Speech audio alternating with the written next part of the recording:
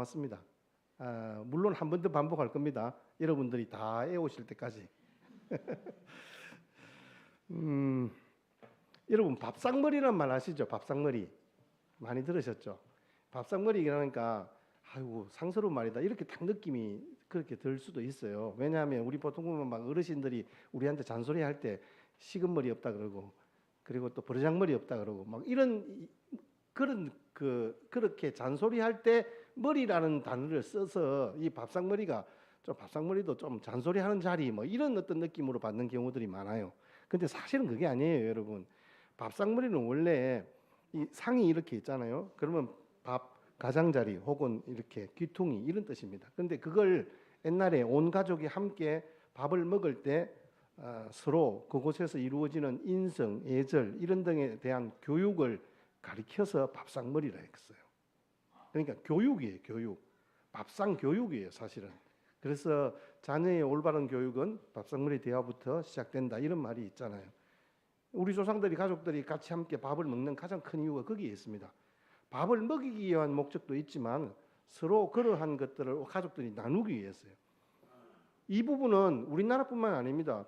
우리 서구 유럽에도 마찬가지예요. 예절 이르면 독일이잖아요, 영국이잖아요. 그런 나라에서도 같이 밥상머리에 앉아서 같이 교육을 하는데 나이 든 어른들이 먼저 첫 술을 뜰 때까지 기다리기, 음식을 먹을 때 입을 벌리지 말기, 소리내어 먹지 말기, 뭐 레스토랑을 비롯한 공공장소에서 소리내며 뛰지 말기 이런 것들을 이야기해 준단 말이에요. 그럼 아이들이 그걸 듣고 그러한 예절들을 배워가는 거예요. 독일 같은 경우는 굉장히 엄격하게 하시는데요. 근데 이게 밥상머리 교육을 받은 사람들은 잘하면 달라지는 거예요. 이제 청소년이 되고 어른이 되어서 같이 함께 앉잖아요. 그러면 거기에서 정말 가족들 간의 유대관계와 기쁨이 흘러나오는 거예요. 훨씬 더 유쾌하고 흥미로운 그런 시간들이 되는 거예요. 근데 우리 아이들은 자꾸 이렇게 한마디 하니까 어른들이 한마디 하니까 잔소리하는 걸로 알고 밥을 먹다 말고 숟가락을 쭉쭉 빨고 있는 그런 모습이 연상이 되어지는 시간인지는 모르겠어요. 근데 실제로는 그 밥상머리는 가족들이 함께 말 그대로 우리는 한 가족입니다라는 것을 확인하고 행복을 누리는 자리라는 거예요. 오늘 요한복음 21장이 그런 본문이에요. 그런 밥상머리가 떠오르는 거죠. 이 제자로서의 어떤 정체성을 다시 세워주고 용서하고 격려하고 화해케 하는 그런 은혜가 촉촉히 스며드는 그런 시간인 것 같아요. 맞습니다. 여러분, 이 부활하신 주님이 상처로 주저앉은 인생, 특별히 베드로에게 오늘 그 주님의 십자가 사랑으로 완전히 회복시키시는 그런 장면이 오늘 나와요. 저는 이 본문이 아주 짧지만 제가 이 본문을 보면서 우리는 항상 보면 너 뭐 해라 이렇게 하는 것만 생각하잖아요. 베드로 너 이제 제자로서 똑바로 해라. 우리는 보통 그렇게 예수님이 말씀하신 것 듯한 느낌이 있는 거예요. 사실은 그렇지 않아요. 여러분 베드로의 그 상처난 마음은요 갈기갈기 찢어졌거든요. 베드로가 경험했던 그 어떤 상처나 트라우마는 장난이 아니에요. 너무너무 힘들었어요. 그래서 예수님이 친히 오늘 15절 말씀에 보니까 그들이 조반 먹은 후에라고 이야기하잖아요. 아침밥을 먹고 난 뒤에 일어난 이야기다 이런 말씀입니다. 김이 모락모락 나는 그런 따뜻한 아침 식사를 준비했다는 것은 말 그대로 엄마의 마음이잖아요. 그렇게 세심하게 준비해서 먹이신 그 예수님의 손길은 말 그대로 제자들을 만져주고 회복시키셨다는 말씀이잖아요. 보통 여러분 그렇지 않아요? 밥상머리에 앉았을 때 부모님들이 막 밥 먹는 아이를 물끄러미 바라보면서 아이고 잘 먹는다 내 새끼 많이 먹어 그러면서 자기 밥그릇에 있는 거 한 숟갈 퍼서 다시 그 밥그릇에 얹어주고 그러잖아요. 우리 할머니는 너무 많이 얹어줘가지고 제가 이렇게 됐지만은 근데 오늘 분위기는 좀 이상해요. 오늘 분위기는 좀 이상해요. 왜냐하면 아침밥 먹던 장면이 15절 이전의 구절들 여러분 지난주에 우리 봤잖아요. 예수님이 손수 차린 아침 정찬을 이렇게 탁 차려주셨는데 누구 하나 말이 없어요. 이놈들이요. 선생님이 밥상을 차려줬는데 고맙습니다. 잘 먹겠습니다. 말하면 인사라도 해야 되는데 인사는 놈이 없는 거예요. 먹으라고 하는데도 숟가락도 안 뜨는 거예요. 누구 하나 선뜻 나서지 않아요. 말 그대로 조용합니다. 주님께서 친히 한 사람 한 사람에게 다가가서 구운 빵과 생선을 건네주면서 아마 직접 떠먹여 주시지는 않았을 것 같은데 그 정도 분위기에 지금 아무런 말이 없어요. 마치 TV에 음소거 딱 해놓은 것처럼 조용합니다. 분명히 부활하신 주님을 그냥 뭐 슬쩍 한번 보고 지나간 게 아니고 나 여기 있다 하고 나 부활했다 이렇게 하시는 게 아니라 직접 앉아서 밥 차려주고 밥 먹여주고 있는 상황인데 그들이 공생의 생애 때 같이 함께 지냈던 상황들을 생각해 보면 막 현장에서 그 이전에 일어났던 기적의 역사들을 이야기하기도 하고 이런저런 이야기로 그런 화기애애한 분위기가 될 것 같은데 아무런 대화가 없는 거예요. 아니 제자들은 그렇다 치더라도 주님께서 뭔가 한마디 하셔야 될 거 아니에요. 왜 이렇게 너는 여기까지 도망왔냐? 내가 분명히 예루살렘에 있어야 되지 않느냐? 너는 왜 여기까지 왔냐? 이렇게 무슨 호통을 치든지 교육을 하시든지 그러셔야 하는데 예수님마저도 아무 말씀이 없으신 거예요. 그저 갈릴리 호숫가에 출렁이는 물소리와 숯불의 붉은 하품 소리만 그 고요함을 지키고 있었어요. 제가 지금 부정적으로 말씀드리는 게 아니에요. 여러분 이게 진짜 가족 아닐까요? 사랑이 정말 이런 건 아닐까요? 막 하고 싶은 말은 많지만 그냥 다 하지 않는 거죠. 일일이 잘잘못을 따지기보다는 그냥 안고 가는 거예요. 상대의 그 연약함을 알기 때문에 꾸중하기보다는 그냥 따뜻한 밥 한 그릇 먹이는 것으로 충분한 거예요. 그냥 갈릴리 그 호숫가는 이렇게 또 다른 형태의 밥상머리였다. 저는 그렇게 보는 거예요. 제가 오늘의 장면들을 보니까 뭐 말로 교육하고 너 이거 잘못했지? 이거 어떡할래? 너 문제 있어. 그렇게 가르치는 밥상머리가 아니라 말없이 사랑으로 제자들을 품으신 주님의 사랑. 그런 따뜻하게 품으시는 그 사랑의 모습이 그대로 재현되어지는 그런 밥상머리였습니다. 그렇게 주님은 그 상처 입은 상황과 기억을 다시 직면하게 하시고 우리의 작은 상처까지도 터치하시고 치유하시는 예수님의 세심한 배려와 사랑이 그 현장에 있었다는 것을 우리는 확인할 수 있는 거예요. 여러분 베드로는 어떤 상처가 있었습니까? 우리는 그걸 트라우마라 그러죠. 트라우마. 베드로는요. 보통 트라우마라고 뭐예요? 트라우마 뭐 전쟁이 나거나 화재가 일어나거나 뭐 교통사고가 나거나 학대를 당했거나 신체적인 폭력으로 충격을 받은 뒤에 만약에 그런 상황이 아닌데도 그와 비슷한 상황이 되면 막 힘들어지는 그게 바로 트라우마잖아요. 상처가 되는 거예요. 의학용어로 외상후 스트레스 장애라고 합니다. 트라우마로 인해서 고통을 겪고 있는 사람들은 특정한 상황에서 아주 과민 반응을 하고 막 숨어 들어가기도 하고 우울증이 걸리기도 하고 나중에 뭐 정신 이상까지 겪게 되는. 그래서 내가 그 장소에 문제가 있으면 그 장소는 절대 안 가요. 여러분 고소공포증이 있잖아요. 고소공포증 2층만 가도 벌벌 떨어요. 5층 데려가면 어떻겠어요? 못 가요. 근데 그런 사람들을 구름다리 데리고 올라가서 밑에 아무것도 없는 그 유리판으로 된 데 그 끌고 가니까 막 그냥 제가 질질 끌고 갔어요. 중국 장가게 가가지고 우리 집 사람을 그런 공포가 있단 말이에요. 가장 대표적인 예로 자동차 사고를 낸 사람들은 운전하는 걸 두려워합니다. 운전면허증 여부 운전 잘하시는 김복자건 사람은 잘 모르실 거예요. 운전면허증 있는데 장롱면허이시면 손 들어보세요. 꽤 있죠. 저희 집 사람이 저기 벽 그 위에 물 내려온 빗물 저걸 깨버렸어요. 제가 면허 따온 날 한번 주차 한번 해보라 했더만은 신나게 확 돌리더만은 와장창 그 다음부터 손도 안 돼 지금. 트라우마가 있는 거예요. 상처예요. 여러분 갇혀있던 경험이 있는 분들 있잖아요. 그러면 어둠 속에 못 들어가요. 엘리베이터를 못 타요. 10층인데요. 걸어 다녀요. 그리고 말입니다. 어렸을 때 누군가에게 목 졸린 경험이 있는 사람들은요. 넥타이를 못 매요. 넥타이를 못 매요. 물속에 빠졌던 경험이 있는 분들이 있잖아요. 물을 두려워하잖아요. 사실은 수영을 잘할 수 있는데 그 두려움 때문에 못하는 거예요. 베드로의 공생의 마지막에 엄청난 트라우마를 가지고 있어요. 베드로는요. 사실은 장소와 그 어떤 이 말로 인한 자기 자신에 대한 상처가 뭐 아주 다양하게 트라우마가 있었어요. 베드로는요, 오늘 예수님이 굳이 그 바닷가에 와가지고 불을 피우면서 생선을 구워가지고 베드로에게 주시는 장면들 왜 그렇게 할까요? 여러분 이미 다 아마 지금 벌써 캐치하셨을 거라 생각해요. 베드로가 그런 상처가 있단 말이에요. 사랑하는 스승이 십자가에서 비참하게 죽는 상황을 목격했잖아요. 아니 다른 사람은 모르겠는데 예수님에게 자기가 자기 인생을 걸었잖아요. 예수님은 또 그럴 만한 사람도 아닌데 왜 사람들의 손에 의해서 그렇게 비참하게 십자가에 못 박혀서 죽어야 되느냐.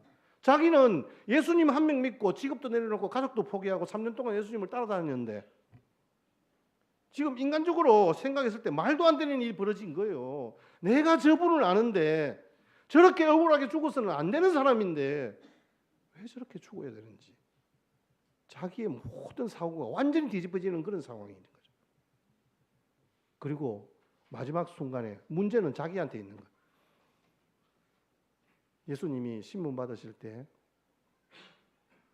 그 대제사장 가야바의 뜰에서 그 여종에게 3번이나 예수님을 모른다고 부인했을 때 자기의 그 상처가 극대화되는 거예요.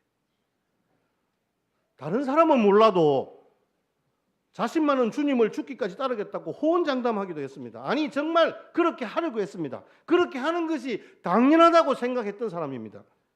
그랬던 그가 두려움 때문에 예수님을 배신해버린 거예요. 돌아서 생각하니까 내가 이것밖에 안 되는가? 영원한 트라우마로 남은 거죠.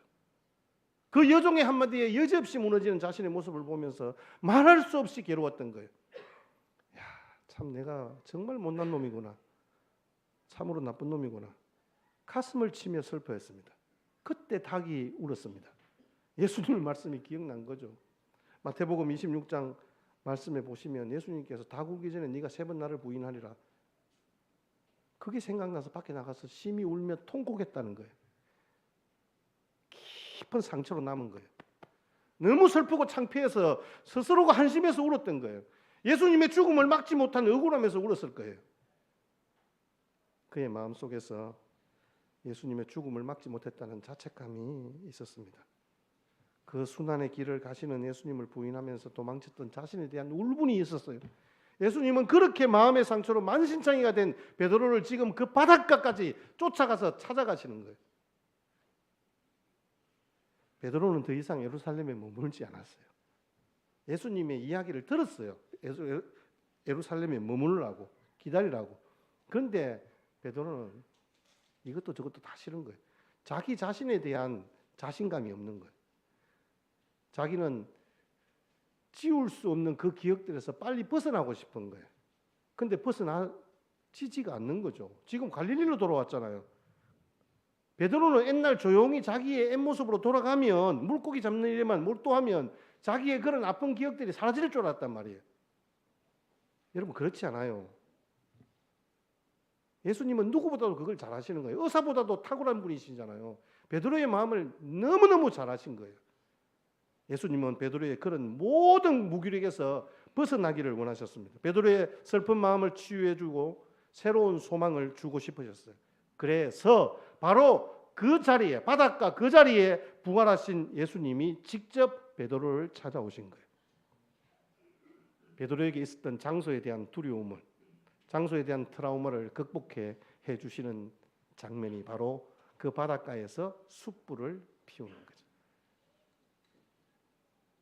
베드로는 숯불에 대한 트라우마가 있잖아요. 가야바 대제사장의 뜰에서 숯불을 피운 그 자리에서 불을 쬐고 있는데 그 여종이 와서 너도 예수님의 제자지라고 이야기를 할 때 아니다라고 부인을 했잖아요. 그러니까 그 다음부터 베드로는 아무리 추워도 숯불은 안 피웠을 거라고 생각해요.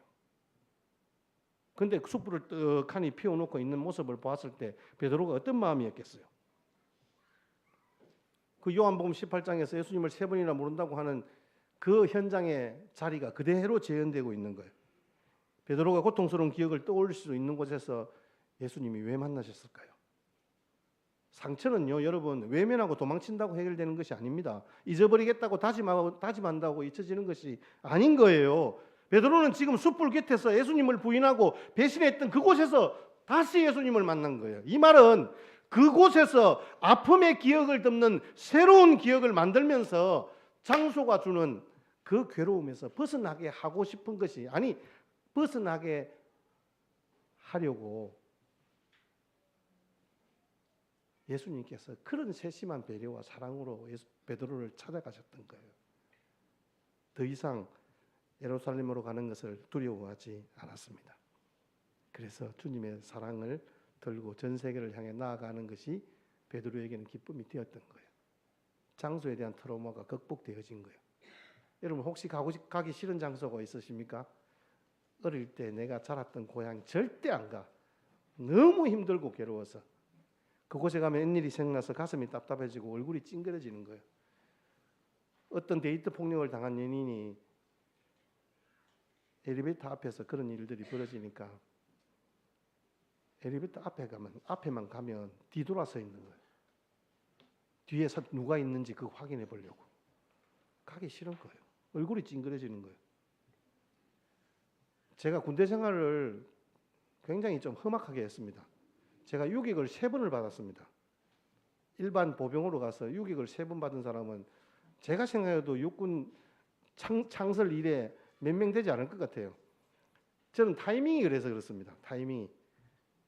하필이면 전후방이 교체되는 그 시기에 제가 잘못 딱 걸려서 딱 후방에서 내려오는 부대에 배치가 되고 내려오자마자 유격을 받고 이렇게 하거든요. 그런 상황이에요. 그러면서 막 그 추운 지역에서 눈이 많이 오거든요. 그래 막 보면 이 보급 물자를 제가 좀 받으려고 막 고참들하고 같이 내려가잖아요. 그런데 저는 뭐 그 지리도 모르고 저보고 또 짐을 또 몇 킬로 더 지라네요. 얼마나 힘이 드는지 몰라요. 근데 한 10몇 년 전에 그곳에서 근무했던 그 우리 고참네 가족하고 여행을 갔었어요. 우리 고참 가족이 오늘 여기 있습니다. 예. 저보다 1년 선배인데요. 같은 부대에 근무한 건 아닙니다. 근데 자기는 좋은 기억이 있는 거예요. 거기가. 왜냐하면 거기에 차가 끝까지 가거든요. 그런데 저는 거기서부터 물건을 받아서 전방까지 철책선이 있는 것까지 짊어지고 가야 되는 거예요. 그 눈 오는 날 눈을 헤치면서. 근데 그 일을 겨울 내내 한 거예요. 제가 얼마나 눈이 싫고 그 장소가 싫었겠습니까? 가기도 싫었습니다. 군대 이야기를 안 했습니다. 근데 제가 갔습니다. 트라우마를 극복하기 위해서. 가니까 좋더라고요. 그때는 봄이고 막 새싹이 나고 꽃이 피고 이런 아주 좋은 장소였어요. 좋은 곳인데 저는 그곳을 정말 보기 싫은 장소, 다시는 기억하기 싫은 장소로 기억하고 있더라고요. 여행을 다녀와서 제가 치유가 되었습니다. 여러분 혹시 억압받는 장소가 있으십니까 혹시? 여러분 그곳을 주님과 함께 가시면 좋을 것 같아요. 상처를 직면하고 왜 억압을 받았는지 곰곰이 생각하면서 예수님과 한번 이야기를 한번 해보세요. 그러면 오늘 베드로같이 주님이 만지시는 놀라운 역사를 경험하게 될 줄 믿습니다. 예수님은 새로운 시작을 베드로에게 허락하셨어요. 오늘 말씀해 보니까 15절, 16절, 17절 동일하게 요한의 아들 시몬아, 요한의 아들 시몬아, 요한의 아들 시몬아. 여러분 이 말씀이 무슨 의미일까요? 오늘 설교 제목으로 제가 그냥 평이하게 요한의 아들 시몬아라고 등재했습니다. 이것은 바로 새로운 시작을 의미하는 거예요. 여러분 지금 베드로는 베드로잖아요. 그런데 왜 요한의 아들 시몬아라고 부를까요? 예수님이 베드로야 다시 시작해보자. 내가 처음 너를 만났던 것처럼 네가 나를 따라왔던 그때처럼 다시 한번 시작해보자. 원점에서부터 출발해보자. 이제 네가 가지고 있는 슬픔과 낙심과 절망과 배반 모두 땅에 묻어버리자. 나와 함께 새로운 역사를 한번 시작해볼래? 그렇게 예수님께서 초청하시는 거예요.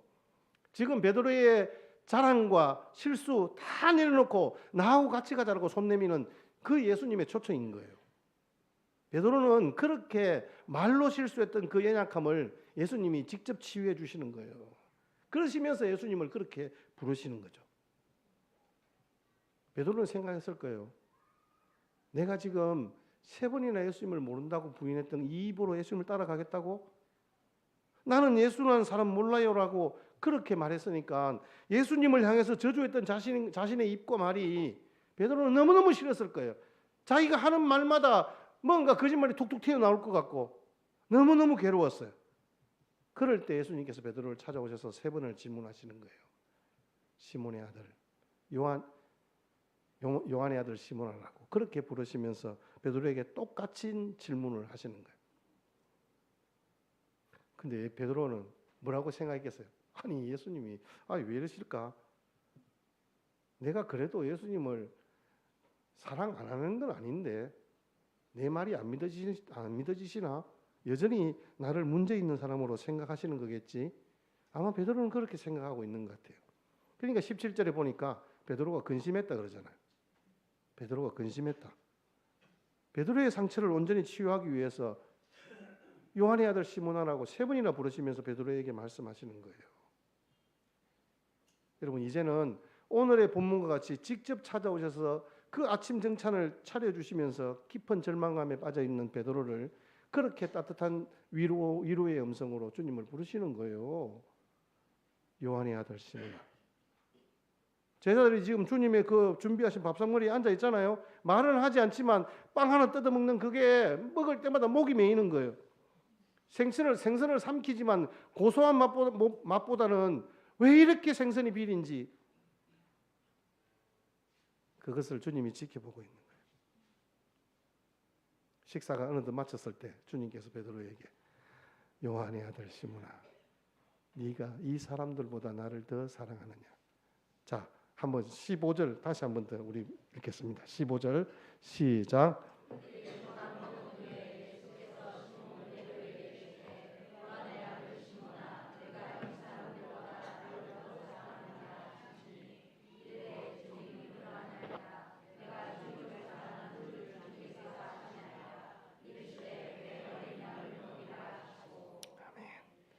사실 15절 한 절만 해도 오늘 본문은 우리가 같이 함께 생각할 수 있는 건데요. 근데 좀 이상해요, 여러분. 한번 보세요. 평소에 베드로야 이렇게 부르시잖아요. 베드로야 이렇게 불러야 맞잖아요. 근데 주님께서는 왜 이 호칭을 사용하지 않으셨을까? 제가 묵상하면서 2가지를 생각했어요. 이름이라는 것은 세상 사람들한테 일반적으로 내가 누구인가를 소개할 때 또는 일반 사람들이 불러주는 호칭이잖아요. 그런데 베드로라 그러면 반석이고 베드로라 그러면 예수님의 제자다라는 것이 증명되어지는 거잖아요. 근데 유대인들은 성을 사용하지 않아요. 성을. 유대인들은 이름만 불러요. 제가 이환덕이잖아요. 그러면 환덕 이렇게만 부르는 거예요. 그런데 이름이 똑같은 사람이 있어요. 우리 옛날에 사람들이 있죠. 우리 어르신들은 보면 자야가 많잖아요. 우리 때는 시기가 많았어요. 시기, 철이 뭐 이런. 근데 다 똑같이 부를 수 없잖아요. 그래서 태코를 부르잖아요. 저한테는 도산뛰기 손자 한덕이나 이렇게 불렀어요. 어른들의 이름을 부르거나 누구 집 아들이다 이렇게 부르거나 이렇게 한단 말이에요. 어느 지명 사람.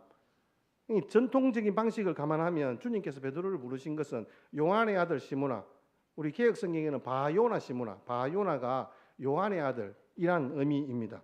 근데 평소에 같이 함께 공생의 생활을 생활을 할 때는 베드로를 불렀잖아요. 시몬아라고 부르지 않았어요. 베드로라 불렀습니다. 근데 오늘 본문에는 유대 전통을 따라서 베드로를 호칭하시는 거예요. 다시 말해서 베드로를 처음 만났을 때처럼 예의를 갖추어서 부르는 거예요. 요한의 아들 시몬 씨 이렇게 부르는 거예요. 예수님께서 그렇게 호칭하신 적이 한 번 더 있잖아요. 마태복음 16장 16절에 주는 그리스도에 살아계신 하나님의 아들입니다라는 위대한 신앙 고백을 듣고 난 뒤에 바요나 시몬아 네가 복이 있도다 이렇게 말씀하시면서 칭찬하시는 장면이 나오잖아요. 근데 여러분 그 부르실 때와 오늘 본문의 상황과 다른 점이 뭐예요? 이미 베드로라고 이미 많이 불렸잖아요. 근데 굳이 베드로야 부르지 않고 요한의 아들 시몬아라고 부르신 것은 저는 그렇게 봤어요. 일반적인 전통적인 호칭을 따라서 조금 전에 설명드린 것처럼 그렇게 부르기도 했지만 저는 예수님이 베드로의 마음을 헤아리고 그 베드로를 그렇게 부르신 것 같아요. 여러분 베드로가 지금 상황에서 베드로야 이렇게 부르면 그것도 예수님이 직접 베드로야 부르면 얼마나 싫겠어요. 베드로는 지금 이름 자체가 싫어진 거예요. 자기 이름 자체가. 너는 반석이다. 이렇게 말하는 것 자체가 자기는 너무 부담스러운 거예요. 주님, 제가 무슨 반석입니까? 내가 무슨 반석과 같은 그런 인간입니까? 주님 아시잖아요. 제가 주님 앞에서 몇 번이나 장담하고도 못 지키지 않았습니까? 제가 끝까지 다른 사람은 몰라도 주님을 버리지 않겠다고, 그렇게 주님을 따르겠다고 그렇게 말씀드렸는데 제가 그 말씀 못 지키지 않았습니까? 베드로가 얼마나 자책감에 시달렸겠어요.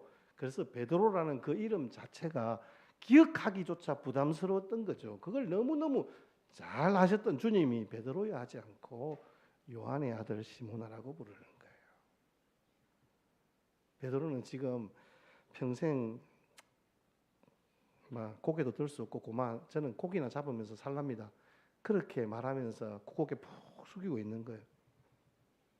그 베드로의 마음을 아시고 예수님께서 연이어서 계속해서 요한의 아들 시몬아, 요한의 아들 시몬아라고 부르시는 거예요. 여러분, 이 호칭 속에서는 베드로를 네 이놈, 내 이놈, 내 이놈, 우리는 그렇게 생각하시면 안 돼요. 예수님은 이 베드로의 마음을 누구보다 잘 아시는 거예요. 베드로가 얼마나 연약해요. 큰 소리는 치는데 막 행동은 빠른데 보면 너무너무 마음이 약해요. 그러면서 이 베드로에게 그 베드로를 부르시던 상황을 재현하시는 것이라는 것을 우리 알 수 있잖아요. 한번 보세요. 밤새 물고기 한 마리 못 잡았다. 제사를 부르실 때 그랬잖아요. 동이 틀 무렵 예수님이 등장했다.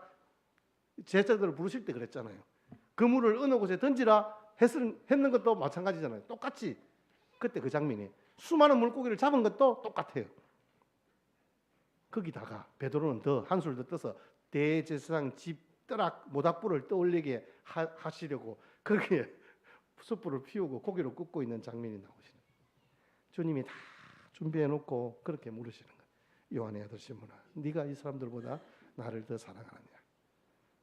베드로는 실패했죠. 절망했죠. 그건 부인할 수 없습니다. 그런데 예수님은요, 베드로가 다시 일어날 수 있다는 것을 베드로에게 말씀해 주시는 거예요. 베드로를 다시 정말 제자로 세워 주시기 위해서요. 베드로에게 다시 주님을 사랑할 기회를 주시기 위해서 그 베드로를 요한의 아들 시몬아, 네가 나를 이 사람들보다 사랑하느냐고 부르시는 거예요. 근데 여러분, 질문의 내용을 보면 이 사람들보다 이렇게 나오잖아요. 근데 원문은 투톤, 중성이에요. 이것들보다라고 하는 거예요. 이것들. 현대인의 성경에 이 대명사를 후토스라고 해서 사람들로 번역하지 않고 이것들로 번역을 했습니다. 이것들보다 더 사랑하느냐? 이것들이 뭐예요? 잡은 물고기들 말이에요. 근데 보통 보면 헬라어의 표현은 중의적 표현을 한다 해요. 중의적 표현은 꼭 이것만 이야기하는 것이 아니라 이것도 저것도 다 이야기하는 거예요. 그러니까 이것들보다, 그러니까 이 사람들보다, 제자들보다 아니면 다른 사람들보다 우리 153마리를 잡은 그 물고기, 큰 물고기잖아요. 그 물이 찢어질 정도로 그 물고기보다 나를 더 사랑하느냐? 예수님이 그렇게 묻는 거예요. 비교급을 사용해서 그렇게 질문을 하시는 이유가 뭐예요? 예수님을 향해서 했던 말들을 기억해 하시기 위해서 그래요. 마태복음 26장이나 마가복음 14장에 보면 예수님이 제자들 보고 이렇게 이야기했어요. 이제 너희들이 다 나를 버리고 도망갈 것이다. 떠나갈 것이다. 이렇게 했거든요. 예수님께서 십자가에 달리시기 전에 제자들을 향해서 자신의 죽음을 염두에 두시면서 아픈 마음으로 말씀하셨는데 베드로는 자신 있게 큰 소리 치는 거예요. 그 현장에서. 아니 예수님, 그게 무슨 말씀입니까? 다른 제자들이 다 나를 버릴지라도 나는 그렇게 안 할 겁니다. 나보다 못하잖아요. 내가 그래도 쟤보다는 낫죠. 내가 제일 앞장서서 주님을 따르겠습니다. 주님을 지키겠습니다. 그렇게 베드로가 큰 소리 쳤던 것을 기억하시는 거예요. 나는 저 사람들과 동일하지 않다는 거예요. 자신의 헌신의 위대함을 자랑하려고 하는 거예요. 예수님의 최고의 제자는 바로 나다라고 큰 소리 쳤던 베드로를 향해서 예수님께서 지금 이것들보다, 이 사람들보다 나를 더 사랑하느냐라는 비교급 질문을 하고 있는 거예요. 예수님께서 그 베드로에게 그렇게 말하는 거예요.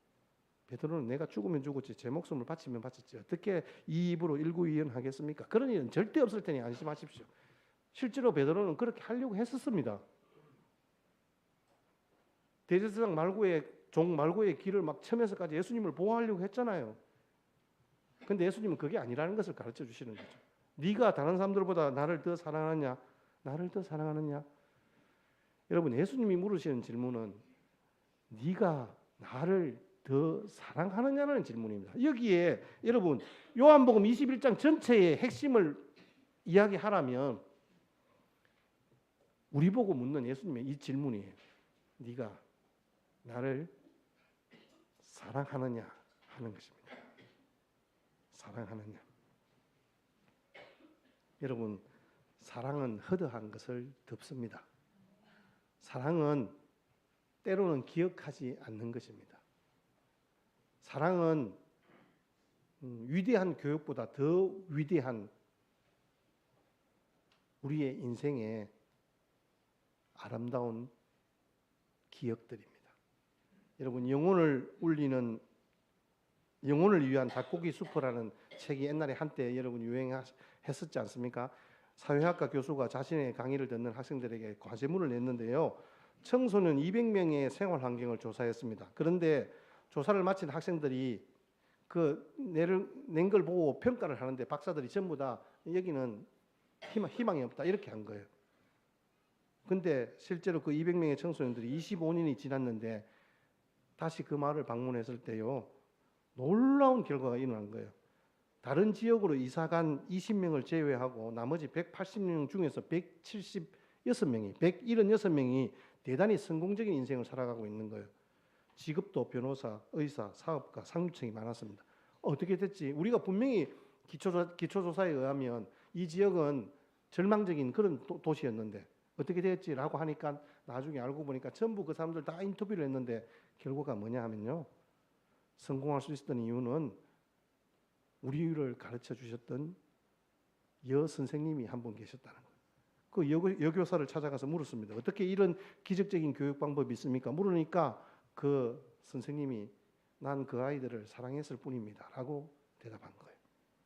인생의 미래와 삶의 질에 강력한 영향을 미치는 것은 사랑인 줄 믿습니다. 사랑의 힘은 기적을 낳는다는 로댕의 말도 있잖아요. 여러분, 우리의 죽음도 원수도 욕심도 경쟁심도 이기심도 정오도 가난도 수치도 창피함도 수모도 사랑의 용광로에 들어가면요 다 녹아버립니다. 사랑의 용광로에 들어가면 주님의 그 십자가 사랑에 녹아진 베드로가 정말 주님을 위해서 목숨을 버리는 이 사람들보다 나를 더 사랑하느냐라고 물었던 예수님의 대답에 내가 주님을 사랑하는 줄 주님이 아십니다라고 대답했잖아요. 여러분, 이 말이 무슨 말이에요?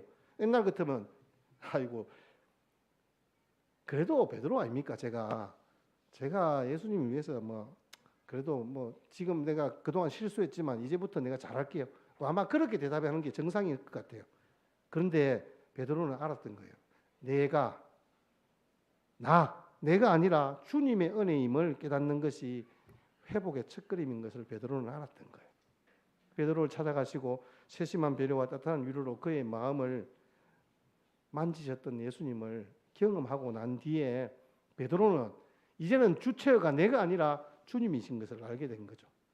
예수님이 그 상처를 치유하시면 이제는 내가 아니라 정말 주님의 사랑으로 내가 온전한 사람이 되는 거예요. 능력 있는 하나님의 사람이 되는 거예요. 베드로가 예수님에게 변명하려면 얼마든지 변명할 수 있었잖아요. 내가 그럴 만한 이유가 있었다. 그래도 지금 내가 예수님을 사랑하는 마음만큼은 내가 최고입니다. 한번 물어볼까요? 동생들한테. 내가 얼마나 주님을 사랑하는지 내 인생 전부를 쏟아 부을 겁니다. 아마 그렇게 대답하는 것이 오히려 일반적일지 몰라요. 그런데 이제는 주님의 은혜가 임했잖아요. 나의 연약함을 덮는 그 주님의 사랑이 임했을 때 내가 주님을 사랑하는 줄 주님이 아십니다. 나는 다만 사랑하는 마음만 있을 뿐입니다. 내가 이걸 내 스스로 증명할 수 없습니다. 내 결심을 뽐낼 수 없습니다. 이 모든 것은 주님이 아십니다. 내 모습 이대로 받아주십시오. 여러분, 그거예요. 주님의 사랑이 우리를 완전히 회복시켜 주실 줄 믿습니다. 그래서 베드로에게 오늘 18절 19절처럼 내 양을 먹이라 내 양을 치라 내 양을 먹이라라고 한 후에 베드로가 갈 길을 이야기해 주시는 거예요. 이건 다른 시간에 혹시 제가 여러분들에게 언급할 수 있는 시간들이 되면 말씀을 드리겠습니다. 여러분, 변치 않는 사랑으로 주님을 사랑할 수 있다는 것, 나는 그런 능력이 없습니다. 베드로는 거기까지 온 거예요. 여러분, 우리의 사랑의 고백이 그런 수준이 되어지면요, 여러분들에게 완전한 회복이 임할 줄 믿습니다. 하나님께서 저와 여러분들의 삶의 걸음을 인도하시고 역사하실 줄 믿습니다. 마지막 제가 여러분들에게 피처 제럴드라는 남작 이야기를 하고 말씀을 마치도록 하겠습니다. 영국의 백만장자였던 피처 제럴드 남작의 이야기인데요. 아들 하나를 낳았어요. 금지옥입을 잘 키웠는데 그 아들이 10살 때 그만 아내가 세상을 떠났습니다. 그래서 아들을 잘 키우겠다는 생각으로 정말 애지중지 잘 키웠습니다. 근데 그 아들이 20살이 채 되기 전에 그 아들마저 세상을 떠났습니다. 재산이 어마어마했습니다. 특별히 그림을 모으는 수집하는데 많은 돈을 투자했습니다. 자식도 없고, 자기가 이제 인생의 말년이 되어서 이 모든 재산들을 어떻게 처분할까 하다가 경매장에 붙이기로 했습니다. 사람들이 경매할 때 사람들이 많이 모였고 예술품들이 이제 다 경매가 시작되었습니다. 그 경매를 하고 난 뒤에 그 부분들을 사회에 환원하거나 또 다른 사람에게 주려고 생각했죠. 그런데 그 많은 그림 중에 유독 눈에 띄지 않는 그림 한 점이 있었습니다. 그것은 지방의 어느 무명 화가가 그린 남작의 외아들 초상화였습니다. 경매는 내 사랑하는 아들이라는 제목의 그림으로부터 시작됐습니다. 그 그림, 아무도 보잘것없는 그 그림에 입찰하려고 하지 않았습니다. 근데 그 순간 마지막에 아무도 입찰하지 않으려고 하니까 그건 넘겨야 되잖아요. 근데 마지막 순간에 입찰자가 나타났습니다. 남작의 아들이 살아있을 때 그 아들을 돌보아주고 시중을 들면서 사랑했던 늙은 하인이었습니다. 죽은 남작의 아들에 대한 사랑 때문에 아무도 사려고 하지 않은 그 초상화를 그 하인이 1파운드부터 시작했으니까 1파운드에 샀습니다. 경매인은 그 입찰을 중단하고 다음 순서를 위해서 그 다음 유언장을 읽어가는 거예요. 변호사가 유언장을 읽었습니다. 누구든지 내 아들의 초상화를 사는 사람이 모든 미술 소장품은 물론 나의 모든 재산을 다 소유하게 될 것. 경매는 끝이 났습니다. 그 아들의 초상화를 가진 늙은 하인은 모든 것을 다 얻을 수 있었습니다. 여러분, 실화입니다. 여러분, 이 세상에 있는 그 어떤 눈에 보이는 재산과 우리가 추구하는 건강과 눈에 보이는 행복을 얻기 위해서 달려가는 우리 인생들이 진짜 행복한 남은 인생길 되려면 어떻게 해야 할까요? 우리를 위하여서 십자가에 못 박혀 죽으신 우리 주 예수 그리스도, 그분을 사랑하게 될 때 저와 여러분들은 모든 것을 다 얻는 하나님의 자녀들이 될 줄 믿습니다. 가장 행복한 가정은요, 사랑하는 가정이에요. 가장 행복한 교회는요, 우리 교우들끼리 사랑하는 교회예요. 가장 행복한 사회는 직원들끼리 서로 사랑하는 직장이잖아요. 여러분, 이 대한민국이 가장 행복한 나라로 되려면 서로 사랑해야 돼요. 용납해야 돼요. 이해해야 돼요. 그 이권을 뛰어넘을 수 있는 그런 사랑이 있어야 하는 거예요. 예수님은 다른 사람과 비교하는 사랑이 아닙니다. 예수님의 그 사랑의 수준으로 사랑하시길 원하는 거예요. 그래서 베드로를 찾아가신 거예요. 그래서 베드로의 그 연약함과 아프고 상처난 마음들을 다 만져주시고 완전한 회복을 이루시는 사명자로 부르시는 거예요. 예수님은 부족한 사랑일지라도 저와 여러분 모두가 함께 사랑의 사역자가 되기를 원하는 줄 믿습니다. 예수님의 사랑으로 승리하시기를 주님의 이름으로 축복합니다. 620장 찬송 드리면서 봉헌하시겠습니다.